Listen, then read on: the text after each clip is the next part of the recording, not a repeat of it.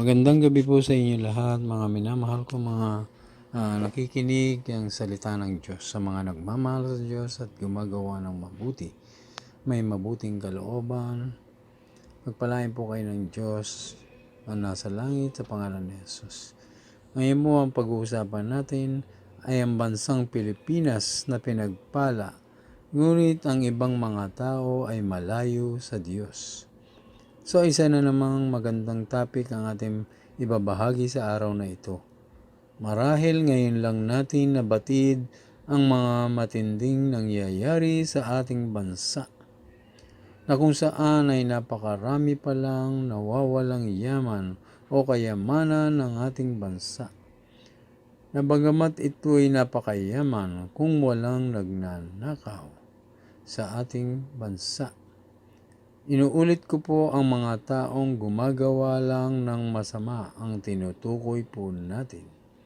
Bakit nga ba nagagawa nila ang mga ganitong pagnanakaw sa kaban ng bayan? Ano ang nagtutulak sa kanila upang gawin ito? So maliwanag po sa Biblia na kung ating babasahin, intindihin at susundin ang utos ng ating Diyos, ay malalayo po tayo sa mga tukso o sa mga gawang masama. Ngayon, bakit nila nagagawa ang mga bagay na ipinagbabawal ng Diyos na nakapaloob sa 10 utos na huwag magnanakaw? Ibig pong sabihin ay malayo sila sa Diyos at hindi tunay ang kanilang hangarin sa kanilang trabaho o sa kanilang buhay.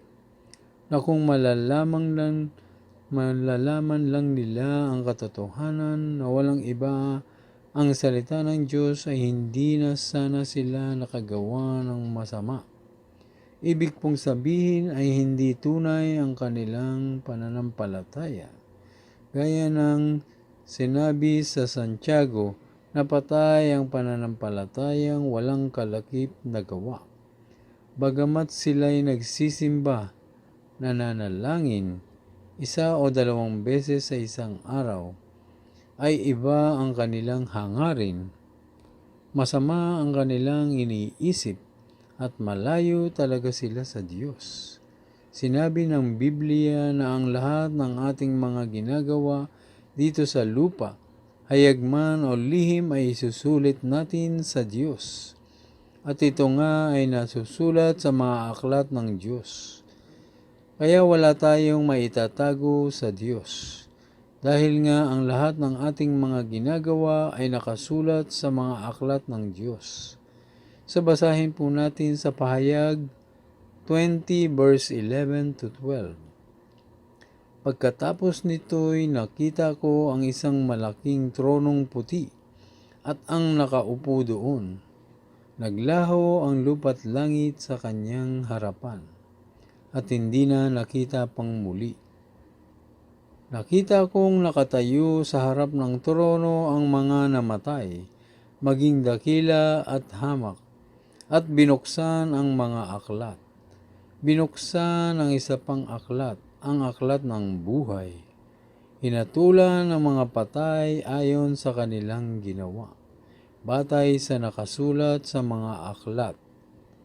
So ayon sa ating nabasa, hinatulan tayong lahat ayon sa ating mga ginawa na nakasulat sa aklat ng Diyos. Ipinahayag na ito para sa ating lahat na dapat ay magkaroon po tayo ng takot sa ating Diyos, at dapat ay gumawa ng mabuti, ng may pagmamahal, may kapayapaan, mabuting asal, manalangin, maging matulungin tayo, maging matuwid, at laging manalangin, at makikita ang pagiging banal. Iyan po ang ibig ng ating Diyos, na dapat ay humingi po tayo ng tawad sa Kanya, magpakumbaba, palaging manalangin 5 beses o higit pa sa isang araw, upang malayo tayo sa tukso o sa gawang masama. At higit sa lahat ay malaman natin ang katotohanan na sinabi ng Panginoong Hesus na mababasa natin sa John 8 verse 32. Malalaman ninyo ang katotohanan at ang katotohanan ang magpapalaya sa inyo. So ibig sabihin po ay ang salita ng Diyos ang katotohanan. Ito po ang katotohanan na dapat ay nagbabasa ng Biblia ang lahat at nakikinig sa mga nangangaral tungkol kay Jesus na matatagpuan lamang sa banal na aklat, ang Biblia. So dito nga po natin malalaman ang sinasabing katotohanan. Kung paano magkakaroon ng kaligtasan, mailayo sa mga masama o sa isipang di ayon sa Diyos.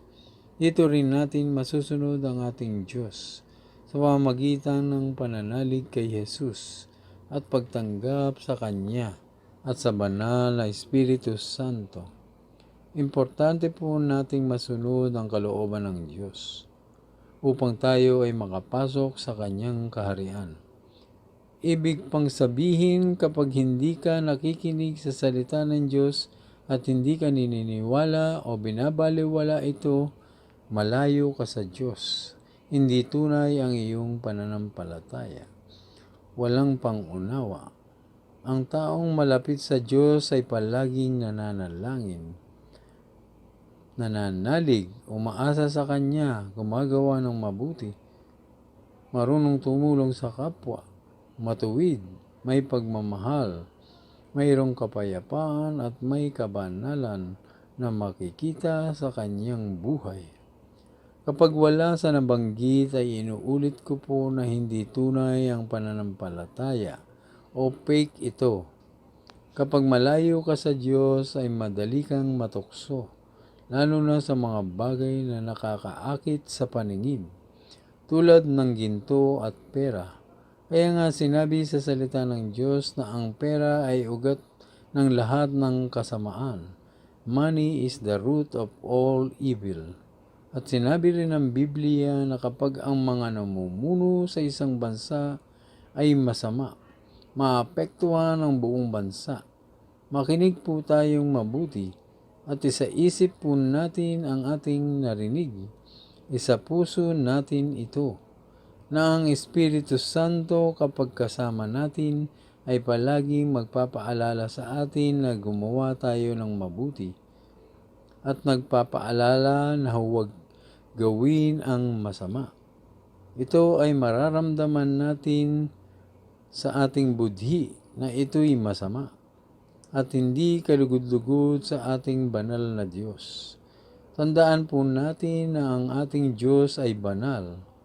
Kaya sinabi sa salita ng Diyos sa Pedro na dapat tayo ay maging banal dahil ang Diyos na pumili sa atin ay banal. Ibig sabihin ay mayroong malinis na pamumuhay, malinis na pag-iisip, mga bagay na mabuti sa paningin ng ating Diyos na nasa langit, mga bagay na kaaya-aya sa Kanya, mga nakalulugod sa Kanya. Naway nalaman na ninyo ang salita ng Diyos at sa puso natin ito ikuwintas po sa ating leeg upang hindi natin makalimutan ito. Palaging magdasal 5 beses o higit pa sa isang araw at magbasa po tayo ng Biblia araw at gabi. Nang sa gayon ay giginhawa tayo at magtatagumpay sa buhay na mababasa natin sa Joshua 1 verse 8. Sinabi rin sa Isaiah 55, hanapin mo si Yahweh habang siya'y matatagpuan. Manalangin ka sa Kanya habang siya'y malapit na. So maraming salamat po sa lahat ng mga nakinig ng salita ng Diyos. Naway pagpalain po kayo ng Diyos Ama, ng Anak at ng Espiritu Santo, na lagi kayong ilayo sa tukso, sa masamang tao at sa masamang espiritu. Patnubayan kayo lagi ng kanyang banal na espiritu. Salamat po sa lahat ng mga nakinig ng salita ng Diyos. Kayong lahat ng may sakit, patangin ninyo ang inyong kamay sa may sakit. In the mighty name of Jesus, kayo po ay gagaling. Salamat po. Sa pangalan ni Jesus. Amen.